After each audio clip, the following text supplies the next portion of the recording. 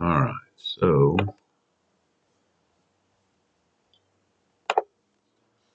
welcome to everybody. Today is February the 20th, Sunday. We're on session 12 in the study guide. If you want to follow along, it's page 109. We're going to be in Daniel chapter 7 today. And as I just said, we've got two sessions left in this quarterly. And the lessons, today's lesson, I looked ahead at next week.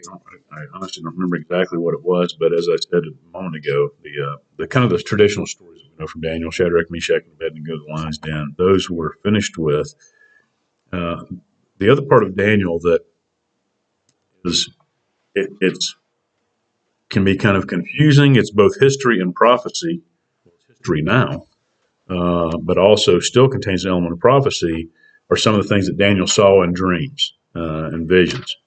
And of course, we know that Daniel was able to interpret dreams and visions because he did it for the king back in the day. Nebuchadnezzar was the first one they did it for. But in the lesson today, Daniel himself gets a vision, and it's kind of interesting. Any of y'all familiar with the Left Behind series of books? I'm trying to think of when those books came out. I think they were in the late 90s. And I believe it was 12 or 13 books. And it was a series of books. It was written by one of the gentlemen that wrote it. They co-wrote it. One of them was an author. I mean, that was his trade, with writing. And the other was a pastor. So they kind of got together and collaborated on this series of books. And that the first book in the series is called Left Behind. And the first book in the series it caught my attention because it started about a pilot. And this pilot is flying across the Atlantic, it was actually a flight attendant that told me about this series of books, and we were in London. We had just flown over there. We went out to eat, and we were, this kind of the crew was there, and we were just talking. And she told me about this. I don't know how we get on the subject of religion, but she said her grandmother had given her this book, and she had read it, and it was really fantastic. But anyway, it was about a pilot. They're flying across the Atlantic, and he has on his mind that he is going to make his move on a flight attendant. Okay. And he's married, not to her. So he's been kind of debating in his mind. And part of the thing is his wife had really sort of gotten kind of religious, and he was religious. He believed some things, but he wasn't really sure what he believed. But man, she had really gotten into this church that she had found. And it was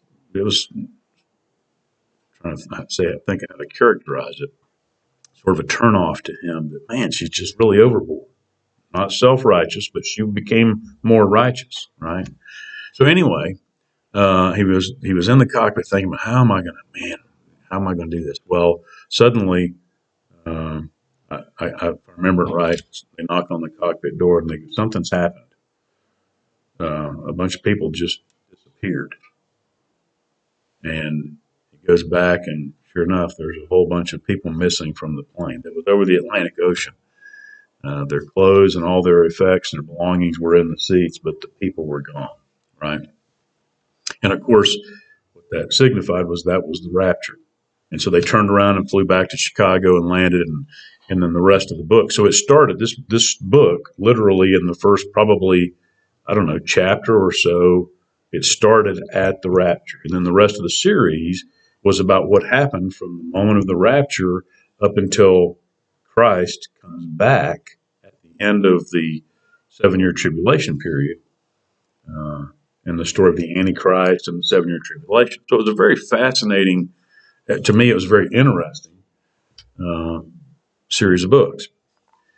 I say that because, I'll relate it back to that, and I've got the books for anybody who wants to read them. I think they're really good. Now, I'll caveat that with, this is the vision, this is kind of the interpretation of the book of Revelation and Daniel. That series was by this author and this minister. And of course, I've read that series now probably 3 or 4, maybe more times, 3 or 4 times, because it's interesting to me. But it kind of puts in my mind, this is what's going to happen.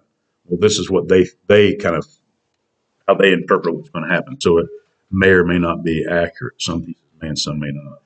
But the thing that was interesting about it to me was it takes pieces of Daniel and Revelation and puts them into a novel I've always liked to read. But anyway, so I'll come back to the Left Behind series in a moment. So let's start with the back in the lesson here. Daniel 7 verses 1 through 14 is what we're going to read today. And the title of the lesson is called Future Seen. So again, this is going to be a prophecy that Daniel, a dream that Daniel had, visions in a dream, that showed him, God showed him what was going to happen in the future. All right. So the title is Future Seen. Believers can live with confidence knowing that God's kingdom is eternal. And the introduction says, nothing in this world lasts forever. The world's best will be bested by something else. No matter how good you are at what you do or how good someone else is, there will come someone along that bests that. And the illustration here, it says people thought a 4-minute mile to be an unbreakable mark.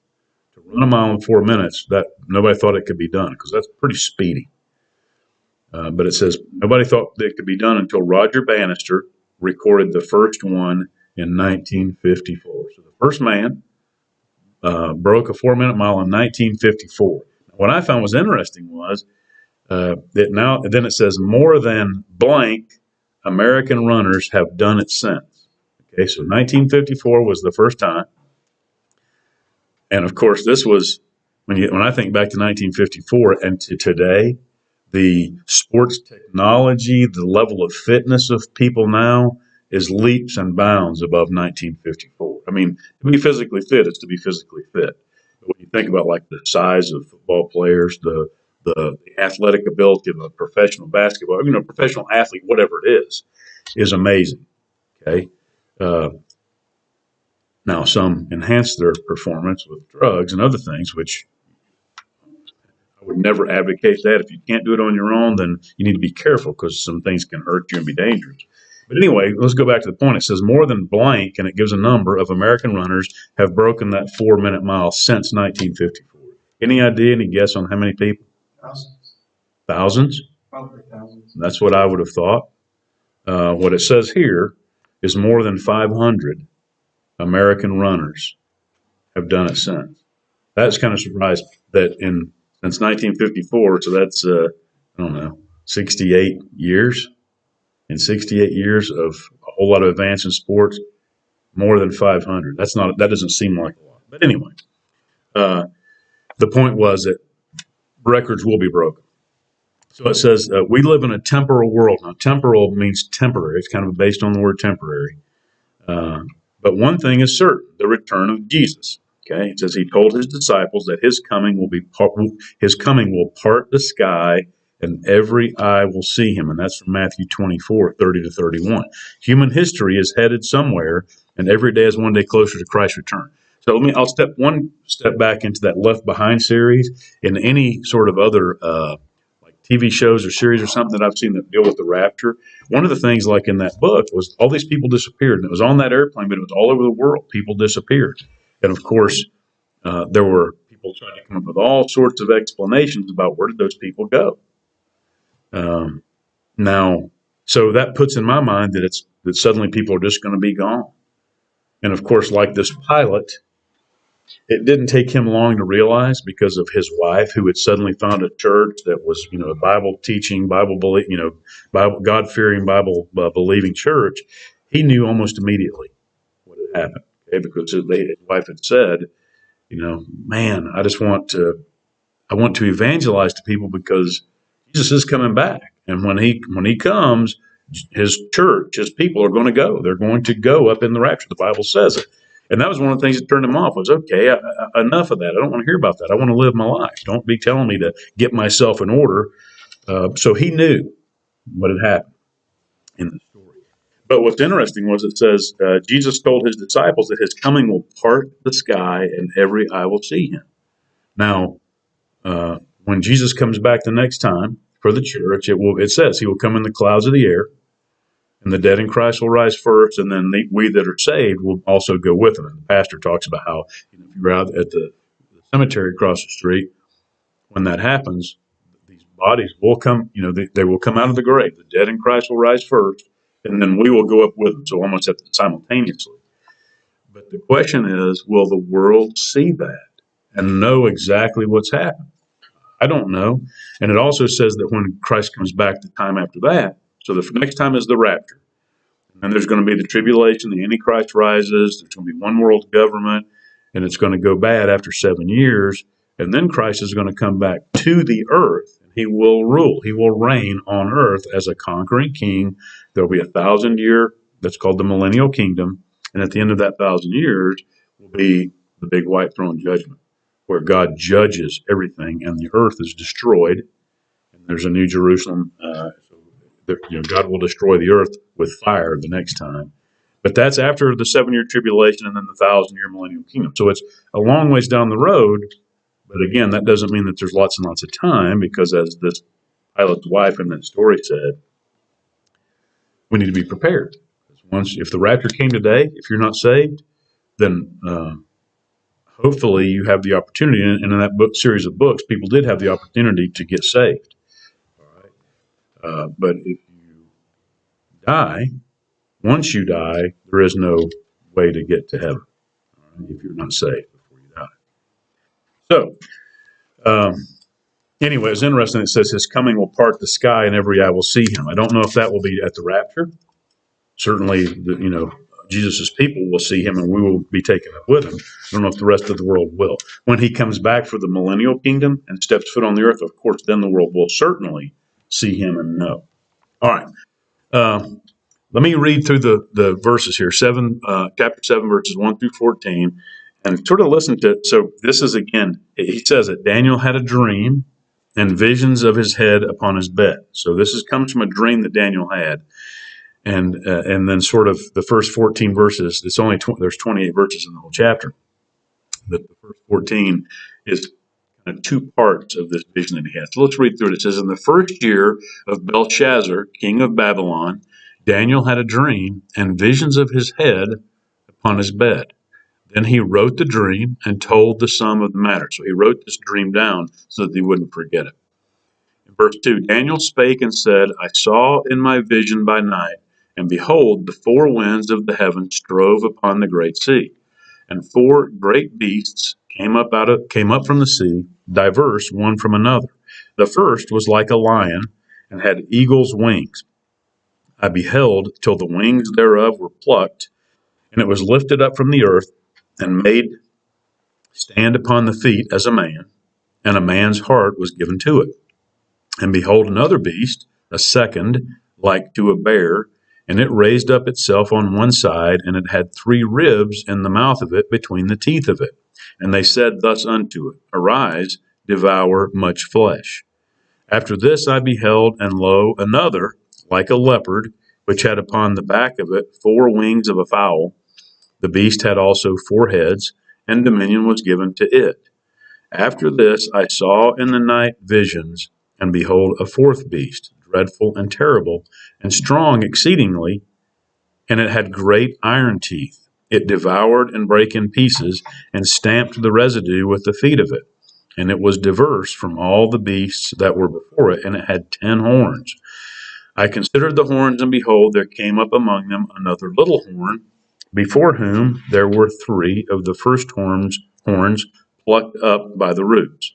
And behold, in this horn were eyes like the eyes of a man, and a mouth speaking great things. Now it changes. So in the next few verses, the vision changes. Okay, and the title is "The Ancient of Days Reigns." I beheld till the thrones were cast down, and the Ancient of Days did sit. Now the Ancient of Days refers to God. Okay, the Ancient of Days did sit, whose garment was white as snow, and the hair of his head like the pure wool. His throne was like the fiery flame, and his wheels as burning fire. A fiery stream issued and came forth from before him. 1,000 thousands ministered unto him. 1,000 thousands ministered unto him, and 10,000 times 10,000 stood before him. The judgment was set, and the books were opened. I beheld then, because of the voice of the great words which the horn spake. I beheld even till the beast was slain, and his body destroyed and given to the burning flame. As concerning the rest of the beasts, they had their dominion taken away, yet their lives were prolonged for a season and time. Now you see the Son of Man presented, and the Son of Man, of course, refers to Jesus. I saw in the night visions, and behold, one like the Son of Man came with the clouds of heaven, and came to the Ancient of Days, and they brought him near before him. And there was given him dominion and glory and a kingdom, that all people, nations, and languages should serve him. His dominion is an everlasting dominion which shall not pass away, and his kingdom that which shall not be destroyed. All right, so it's can you imagine having a dream like this? Pretty vivid, with some pretty interesting beasts come up out of the sea, and Daniel probably was thinking, "What in the world does that represent?" So I'm going to go through this just to give an idea. Now, one of the other things about the book of Daniel, particularly these prophecies. So this obviously had not happened at the time Daniel was alive. He saw a vision of something that was going to happen. All right. Now, there are two parts of this prophecy. One is there was a historical. This is how scholars interpret it. There was a historical fulfilling of these prophecies. Okay. And we'll talk about what the scholars think that represented back in our past. There is also still a fulfilling of these prophecies to come.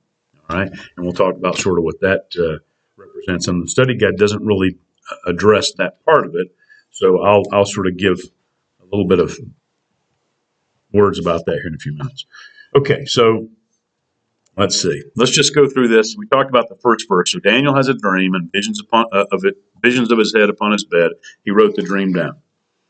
So it says in the study guide on page 111, the purpose of Daniel's dream is not explicitly specified. So it doesn't.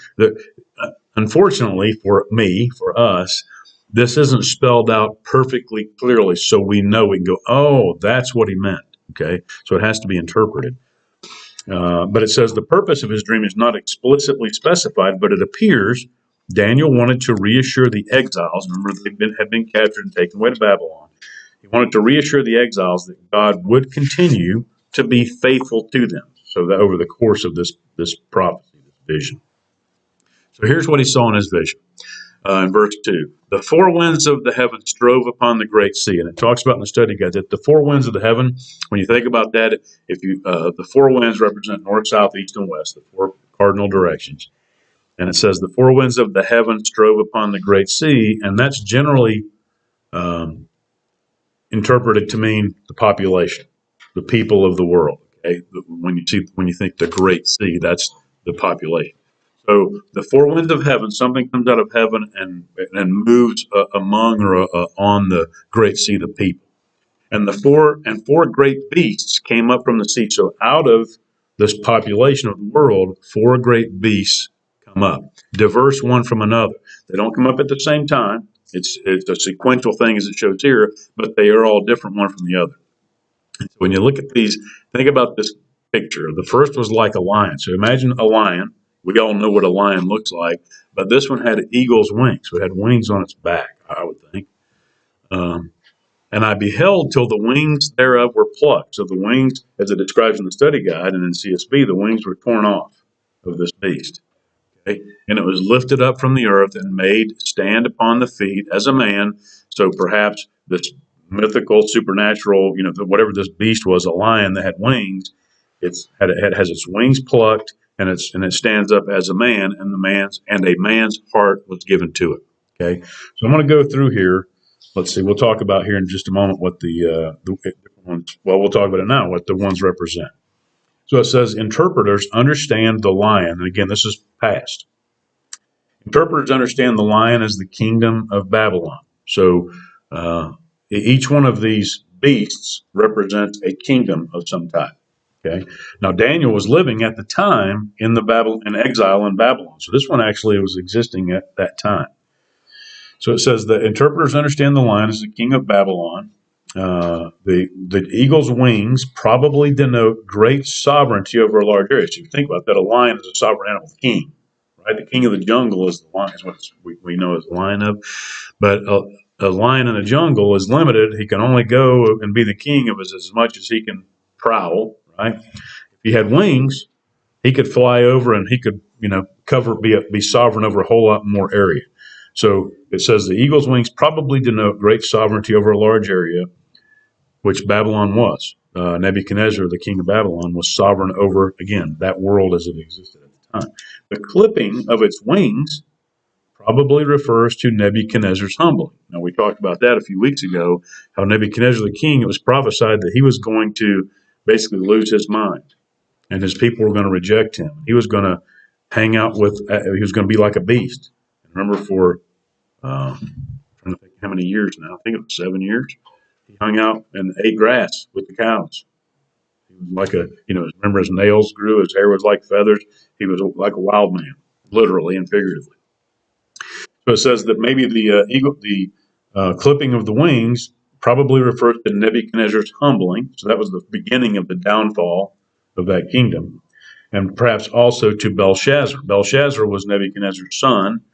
And remember, we talked about him a couple of weeks ago that when he was having a party and said, "Hey, let's go get all the gold, the cups, and the stuff from the temple that my dad conquered from those Jews. And we're going to drink and party using those instruments from the temple." And that night, the hand wrote on the wall the words, "Many, many, I think it was Tekel Upharsin," that when Daniel interpreted it for him, it meant, "You have been weighed, you have been measured, you found lacking, and your kingdom is going to be taken away from you." And that night, Belshazzar died. Okay, so that kind of represented the end of the Babylonian Empire. So the first beast, according to these interpretations, the first beast was Babylon, a real government, a real kingdom. And if you think of Nebuchadnezzar having his wings clipped, he was humbled, and then the kingdom went away. So that was the first kingdom, according to this interpretation. All right, so now in verse 5, "And behold, another beast, a second, like to a bear. And it raised up itself on one side, and it had 3 ribs in its mouth of it between the teeth of it. And they said thus unto it, Arise, devour much flesh." The next beast is a bear. It says the second beast looked like a bear that was told, Gorge yourself on flesh, just eat. It already had 3 ribs in its mouth, but the voice told the bear to eat all it wanted. Many interpreters believe the bear represents the Persian kingdom. So if you remember in history, now this was before the Persian kingdom, in history, the Medes and the Persians, which was a kingdom that conquered Babylon, and there was Darius and Cyrus were the 2 kings that are notable in the book of Daniel. It says, many interpreters believe the bear represents the Persian kingdom, sometimes called Medo, Persia, the Persians and the Medes. Persia was the dominant part of the kingdom, which may be the reason the bear was raised up on one side. So if you think about that, if you've got the Medes and the Persians, which are sort of 2 areas that are geographically beside each other, but the Persians were the dominant. So if you think about a bear raised up on one side, that's just the picture that, again, these interpreters are sort of painting. Interpreters also have suggested the 3 ribs allude to Babylon, Egypt, and Lydia, 3 major conquests of the Persians. So this bear that's raised up on one side, maybe to represent the Persians, which is modern day Iran, that's Persia now. And the 3 ribs, it says, perhaps, they definitely conquered all these places. They conquered Babylon. They also subsequently conquered Egypt and Lydia. So again, this is what someone thinks maybe those 3 ribs represent, but it also says it had the 3 ribs in the mouth of it, but they said to it, Arise, devour much flesh. So it's going to be a powerful kingdom. It was going to conquer a lot. All right? So again, that's history. Number 3, in verse 6, After this I beheld, and lo, another, like a leopard, which had upon the back of it 4 wings of a fowl. So another kind of a cat, dominant animal, but also had 4 wings of a fowl, so it has some range. The beast also had 4 heads, and dominion was given to it. Imagine this. Can you imagine dreaming about this? Imagine a leopard with 4 heads and 4 wings. It's kind of a interesting picture to have in your mind, to say the least. In the study guide, it says the third beast, or many interpreters believe this kingdom is the Greek Empire. So again, if you think about the first vision that Nebuchadnezzar had, he had a dream and he said, I want my wise men to interpret this dream. First, tell me what the dream was. And second, tell me what it means. And they could not do it. Of course, they couldn't know what his dream was. Found Daniel. Daniel, God showed Daniel, here's what your dream was and here's what it means. Remember, it was an image of a man that had a gold head and silver chest and arms, and then he was, I think, brass in his around his middle, and then it went to iron and clay. And Daniel told him, the gold represents you, the kingdom, your kingdom. Then there's going to be a kingdom after you that's not quite as big or powerful as yours. It's going to be silver, which was the Persians and the Medes. And then following that was the kingdom that was the brass. That's, again, not quite as powerful, as nice as, we give gold to silver to brass. So the subsequent kingdoms were becoming less and less powerful.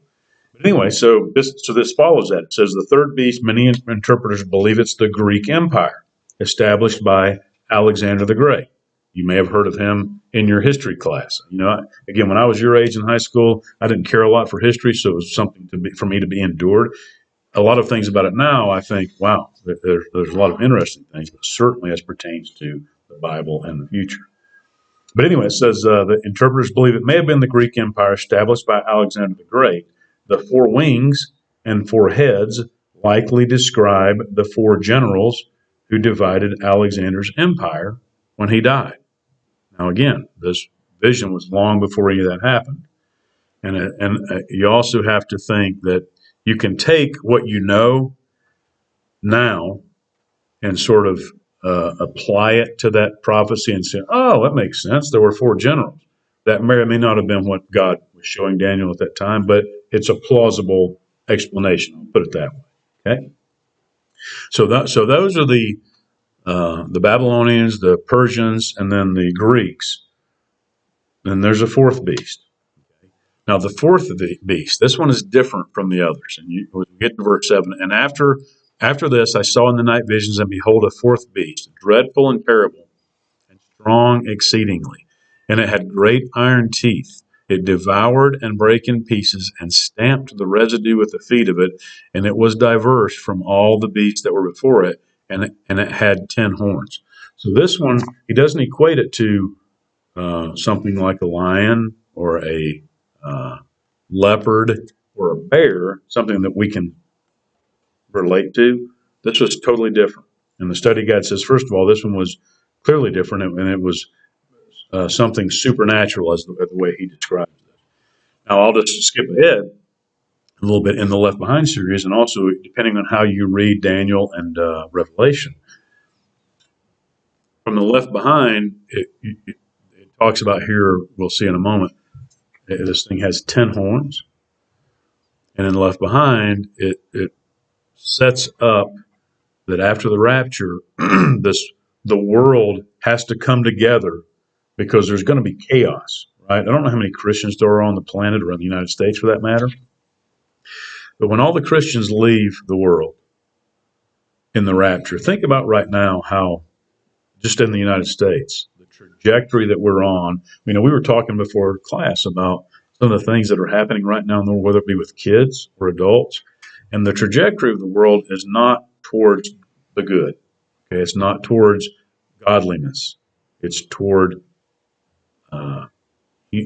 the human, the self, which is going to go, ultimately, it always tends to be selfish, and therefore it goes toward bad. All right? So anyway, imagine after a rapture when all the Christians are gone. And I would, you could sort of equate that. I don't want to say all the good, but all of the godly and the righteous in God are gone. What's going to be left? There will be good people. There are good people now that aren't Christians, that try to be moral, try to do the right thing, try to do their best. But imagine when all of the godly people are gone, what is going to happen to the world? Okay? It's not going to make itself better. Now, so it's going to. What will probably happen is there has to come a way for the world to say we've got to restore peace, and so in that Left Behind series it talks about 10 regions of the world, maybe not the United States, but maybe North America or the North American continent. But there will be 10 kingdoms. There will be 10 regions. That's what it said in the Left Behind book. And then when the Antichrist comes on the scene, 3 of those kingdoms, this is from that book, so this is just their interpretation. 3 of those kingdoms, maybe the United States, because we'd like to consider ourselves the good in the world. Maybe the United States, maybe some part of Europe, maybe some other part of another country try to go against the Antichrist. He beats them down. He makes himself the dominant leader. And so 3 of those horns, 3 of those leaders are taken out, 3 of those regions. That's from the Left Behind series of books. Okay? So that's just to give you an idea of what that was. But now to go back into the past, we've got this 4th beast, dreadful and terrible. So it's big, it's strong exceedingly. It had great iron teeth. And you think about iron teeth that are capable of laying waste. Okay, it devoured and brake in pieces and stamped the residue. It was powerful. It was conquering and was diverse from all the beasts that were before it, and it had 10 horns. All right, I considered the horns, and behold, there came up among them another little horn, before whom there were 3 of the first horns plucked up. So a little horn comes along that's not of the 10, and before this little horn, 3 of the first horns were plucked up by the roots. So 3 of those kingdoms are taken out by this little horn, which is why in that Left Behind series, that's what I first thought of. The study guide doesn't go there. But it says, behold, in this horn were eyes like the eyes of a man, and a mouth speaking great things. And that little horn, it's going to be a great man. Now, so in the 4th beast, in the study guide, well, first, before I get to that, from the previous 3 in the study guide, it says, the beasts Daniel saw frightened him, yet they only ruled by God's authority. We should respect our leaders, but also recognize God guides them, whether they realize it or not. And then it says, each beast had a place in history, but none were eternal. This again relates back to us today. Whoever's in power, wherever they're in power, they may not believe in God. They may hate God. They may be atheists. They may be Christian. Regardless, God has put them in that position of authority for his reasons, right? And for the time that he's going to give them. That's always been like that. It always will be. Now, quickly, for the 4th beast, here's what it says about it says, most interpreters identify the 4th kingdom with the Roman Empire. So again, history. The Roman Empire. Rome became the dominant empire in the 2nd century before Christ and surpassed the other 3 empires with its superior administrative capability. The Romans, the Greeks were kind of, they're considered smart philosophers, advanced civilization. But Rome is attributed with lots of things like making roads, aqueducts, being able to organize, conquer, rule, and control. It says Rome ruled the world at the time of Jesus' birth, and scholars have identified the beast's 10 horns. And I didn't remember this from history, but the 10 horns it talks about here, scholars have identified the beast's 10 horns with 10 emperors of the Roman Empire. I didn't remember that there were 10 emperors in the Roman Empire, the Caesars. Okay, I didn't go back in history books to double check this. I'll take their word for it. Now, it says Rome obtained great wealth. This allowed it to have many great advancements: roads, temples, libraries, theaters, aqueducts, canals that stimulated political, economic, and social growth. So they conquered, but ultimately they were good for the world because they conquered so much. They were organized and they ruled, and from what came from Rome kind of spread. It helped, as I said, organize and build infrastructure in the world. However, the Roman Empire ruled with an iron fist. Its military was disciplined, and you did not go up against the Romans, okay, or you would get devastated. Now, it says a noteworthy detail about the Roman Empire was that when it conquered other nations, it allowed the conquered nation to retain much of its identity. They didn't wipe them out completely. They allowed them to retain much of their identity, such as language and government. Okay, so they did allow that. All right, to finish this, it says the 4th beast had 10 horns. Horns can be symbolically viewed as kings or kingdoms. Okay, the 10 kingdoms came from the 4th beast. It was not an overthrow of a government, but a continuum. And it says, without warning, a little horn became powerful. It suddenly overpowered three other horns. This horn developed eyes and began speaking arrogantly against the Lord and his people. They don't go further in that to describe if this was really the 10 Caesars, which one was the one that was belligerent and conquered three others. I don't understand that part. They don't go into it. Okay. So again, I relate that again back to the Left Behind story of the future when the Antichrist stands up and perhaps he's going to take out three of the 10 regions or kingdoms that exist at the time. That we don't know. We won't know until after it happens. Now, quickly on the Ancient of Days, when it shifts gears, it goes to a scene in heaven. And the Ancient of Days, that is God. Okay, and again, to remind you, these other kingdoms on earth are temporal, they're temporary. They rule according to who God puts there and for the time that he allows. Okay, it says that when it describes the Ancient of Days, and this Ancient of Days word is only used here in the 7th chapter of Daniel, nowhere else in the Bible. It says, the Lord God, his clothing was white as snow, representing the fact he's pure. Daniel remarked that his hair was like the whitest wool, signifying he is eternal.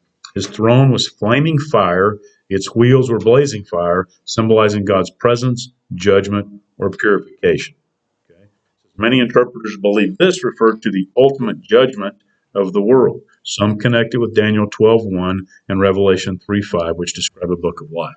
So all this is depicting is that God in heaven is the Ancient of Days. He has been forever. He will be forever, and he will judge. He is all powerful. Okay? He is the all powerful.